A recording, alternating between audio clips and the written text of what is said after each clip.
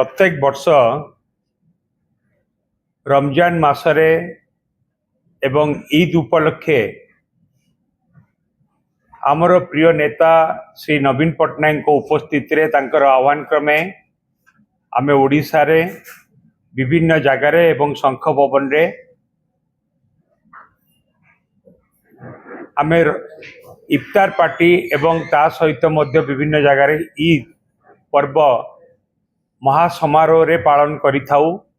आम दल तरफ किंतु चलित वर्ष आपण माने जानिचंती वर्तमान विश्वर युद्ध परिस्थिति को लेकिन किपरि परिस्थिति अच्छी से विषय रे मध्य आपण माने जानिचंती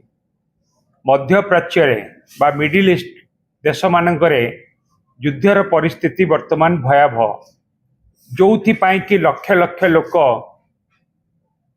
बासहरा होइचंती दुर्दिन भितर अछंती संकट रे अछंती एवं अनेक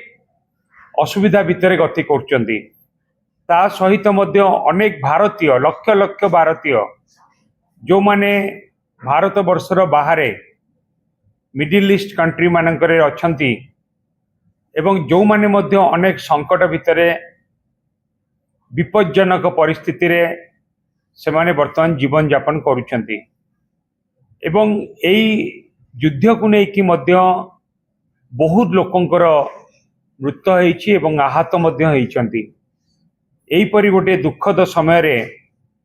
आमे निष्पत्ति करिछु बिजू जनता दल इफ्तार पार्टी किंबा ईद मिलन पालन करिबो नाही महासमारोह रे आमे जो पालन करूथुलु ईद पर्व इफ्तार पार्टी ओडिशार कोनोसी जगार भी आमे इफ्तार पार्टी आउ ईद पर्व पालन करिबु नाही ता सहित मध्य आमे प्रभु जगन्नाथंक पाखरे प्रार्थना करूचु आल्लांक पाखरे प्रार्थना करूचु कि प्रभु जगन्नाथ समस्त को आशीर्वाद करंतु